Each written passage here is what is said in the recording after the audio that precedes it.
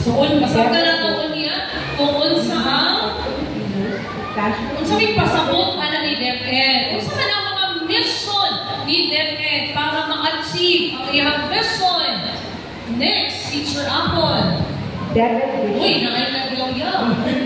Sige po. Passionately love their country and its values and competencies Enable them to realize their potential and contribute meaningfully to building the nation. As a learner-centered public institution, ayan.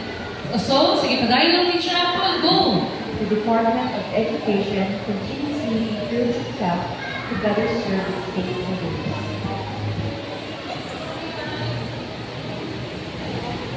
Next, Promote the right of every Filipino, equality, equitable, culture-based and complete basic education. students learn in a child-friendly, gender-sensitive, safe, and motivating environment. Okay. Teachers Next. facilitate learning and constantly nurture every learner. Administrators and staff, as stewards of institution, ensure and maintain a supportive environment for effective learning to happen. Okay. Family, community, and other stakeholders are actively engaged and share responsibility for developing lifelong learners. Yan. Ano po ang core values? Pakibasa. Maka-Diyos, makatao, makakalikasan, at makabansa. Ngayon, para mas maintindihan pa po natin ang DepEd vision, mission, and core values, let's all welcome Ma'am Wilma Beatriz and Sedano.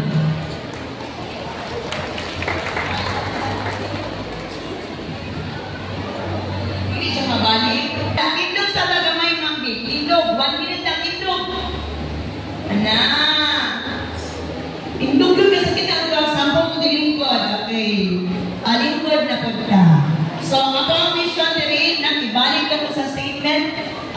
Mission, vision, and goals, no? Sa tanang ibang batbat ni Ma'am Kaganiha.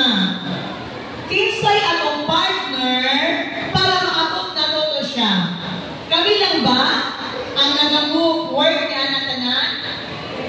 Parents. So, naatari, mauni ang atong pamnantoy sa atong mga bata. We are developing the full potential of our learners. Naningkamot ang atong DepEd, naningkamot po yung same ang atong mga parents para ma-develop ang full potential sa atong mga bata. Pukumit ba ka ni Ana ang dear parents? Yes. Tungod ka na ata karon, kami kabalugi sa among mission. We are also partners in developing our children kaya na ato sa last, family, community, and other stakeholders are actively engaged in developing our learners. So kami din na pasalamatan kayo kay ibibuat ang atong school na child-friendly. Sino karon kulanan ay contest sa child-friendly school. Manotice ba na ito nga child-friendly ang atong school? Yes. Dili na punta ang school ang atong kuhanon nga child-friendly. Kaya nasagit mo na ang atong mga anak taas po ng panahon sa itong balay. Kami diri, we assure you that we are all child-friendly teachers and the children ang center viewed sa ako ang pagtudlo. So kami po mga ginikalan ng hangyon po pinito ng inyong partneran na ang inyong pong environment sa balay mahimo po nga child-friendly. Mutuo ba taanan ako kung sa'yo pamatasan sa balay sa itong anak? Madala niya sa eskwelahan, tinuod dili. Mutuo yun taanan. Kami ikot na dali, kami nag-develop na sa itong mga bata na mahimo sa mga Diyos. Pero sa itong balay, nag-practice ba tayo pag mga Diyos? So we ask for help nga. Sa balay po, mag-partner kami mo sa mga Diyos. Makatao, in what way? We are developing our children to respect one another, to respect their children. Sa balay po, bundag. Bakusay makalimutan, pag-respeto sa ating mga anak. Tama ba, dili? Atong singgahan ang atong mga bata. Wala na itong i-consider ang ilang emotion. Pagsali na dahil na mag-teacher na assignment, kuha ka na.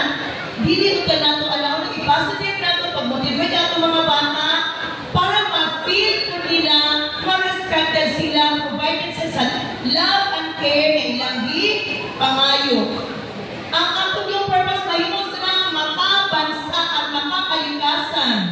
Kami diri, we are promoting makakalikasan in what way? By disposing garbage properly. Sa ato pang balay, nag-practice sa pulating unana. Unang-ikan, manukat ang kanilang education, manakad ang kanilang formation sa inyong balay, kahit partner, develop the holistic skills of our children. We are developing the mental. Nag-iba na natin ito, mga skills ng mga bata. The emotional skills of our children. Isa pa, ano naman talaga mga clubs as mentioned by Ma'am? So, encourage na mo nga ka-develop ang physical skills sa atong mga bata. So, we encourage all of you to allow your children to participate in all clubs. Everything ang ibuhat din sa school para yun sa atong mga anak kung kay partner man ka. And spiritually, na-develop na to ang bata, holistic na yun, mentally, emotionally, physically, and spiritually, ay naatay mga katikista na nagpaabot yan ang kung kami pong mga magistra. So, remember my dear parents, partner ng tanan sa pag-educate sa mga bata, parehas nagpananaw para sa ilang magmaon, parehas sa mission sa pagkinabuhi, para mahimong valuable citizen ang atong mga bata. Okay?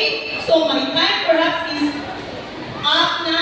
So, thank you sa pamamaki and hope that our partnership will be more stronger. Don't you tama? Kabungka. So, asan ba na mo ang talang support, parents? And thank you for your presence this morning. God bless. And at this point, let's call Ma'am Mary Rose Counted, HRPTA Treasurer, for the accomplishments and financial report. Ma'am Apple.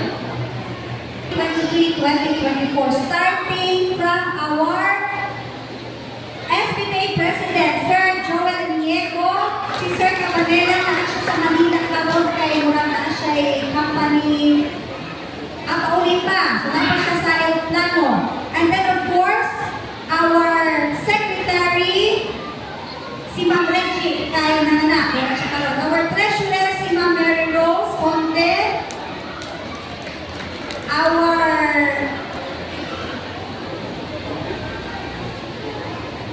si Ma'am Suel, Assistant Secretary natin last time. And our auditor, Sir Jason. Sige na, dali na lang, baro na kita. Kaya hindi ko kami price kung sino mga pangalan. Sorry tayo. Sige. So, mauni sila tanan ang PTA officers for school year 2023-2024. So, daghan kayo salamat, palakpakan natin sila for serving the school without hesitation. Daghan kayo salamat. Ma'am Lisa. Okay, 1, 2,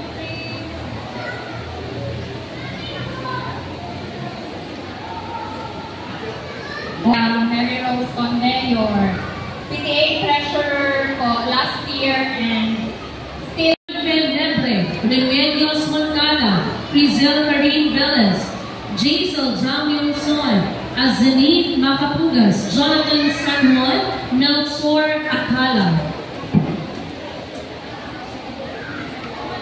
We have Ways and Means Committee, Leomar Cabanela, Vincent Grainen, Shadzina Mary Kua, Michelle Trifiola Abalos, Michael Angelo Tornado, Francine Garces, Jermaine Baguio, Crystal Ann Cabagti, Iris Medalla, Willie Balblase, Zonarit Borde, Jonathan Calora, and Grace Sarentas. We have the last External and Community Affairs Committee, Dee Suel, Del Bentan, Elizabeth Apura, Ruby Texon, Celeste de los Santos, Molina Rojas, Denise Callis, Rosaline Gambo, Vivienne Sue Levis, Jerry Joey Handayan or Jandayan, Elizabeth Canela, Elvina Insan, Rachilda Gonzalez, Zubi Espanil, Rosaline Piazos, and Rika Abatico. Congratulations to our new set of SPTA officers for school year 2024-2025. Palakpakan naman po natin sila. Yan. And now, I will give the microphone to our school principal. So, good morning once again. Please raise your right hand and repeat after me for your oath of office. I state your name. Of what grade are you? Having been appointed to the position of your position, hereby solemnly swear that I will faithfully discharge to the best of my ability the duties of my present position and of all others that I may hereafter hold under the Republic of the Philippines, that I will bear true faith and allegiance to the same, that I will obey the laws, legal orders, and decrees promulgated by the duly constituted authorities of the Republic of the Philippines, and that I impose this obligation upon myself voluntarily, without mental reservation or purpose of evasion. So help me God. So congratulations. Please print your name and sign and give your oath of office to our Secretary, Ma'am Ben. Okay, thank you and congratulations. Okay, So, sa tinahuluhan na itong school principal, Brisa Lubitos, o sa tanan, ilanambong niining panagtipon, ay buntag ka na itong tanan. First, I would like to express my heart for me as business manager and as well as a president of all grade 1 level. Mga kaigsuunan ko, aliyami karon mga officers, mga board of directors na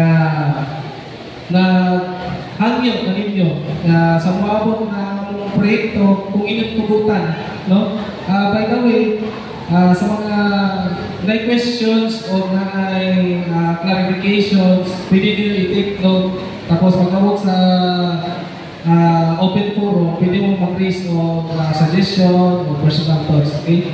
So let's proceed. Kaming mga officers, nagkasinabot kami na naami project kung inyong itugot. So naami projects na napulo na among nakasabutan. Pero ako lang sa ipahibalo sa inyo, aside sa PTA projects na contribution, lahat tayo other contributions. So kanina contributions, dili sa mga kundi, gikan kami sa DepEd. So dili nyo makahupo kami sa price, ang batasan o dili kundi na sa DepEd order. Okay talaga. So, People's Development Fund, which is 50 pesos, i-explain na ni Ma'am Mary Rose. So, ako na siya i-addition, no? So, per family din siya. So, kung ako yung estudyante, isa na yung bayaran. So, what's ang People's Development Fund? So, this will be used for all the academic competition. So, matong ingon ni Ma'am Mary Rose, kung na yung competition ng mga bata, kung na sila kailangan para ng mga pamasahe, sila mga kaon, diyan na ito ng kuwaon. Okay? Then the school paper, so which is 60 pesos. So, first student, so sa grade 4, grade 6 namin siya. Grade 4, grade 5, grade 6. Kung nawis dyan grade 4 o grade 5, doon ko po sa doon yung bayaran ka. Namin kung muna na first student. Upper family. Okay, correction upper family ko dami. Okay, sorry. So, ang school paper, unsa na siya school paper? So, kada school paper mo na siya gina-publish na to sa mga kung sa mga activities, mga current events o sa mga kanang tawag na to na mga achievements sa mga students. So, kumbaga mo wala na siya katong mga newspaper, okay? So, last year, ang ato ang PTA contribution which is 150 pesos. So, karon among patasan gamay kay among mong himay-himay sa napulong mo ka project na among ipopose karon. Kaya lang kayo may typical activities.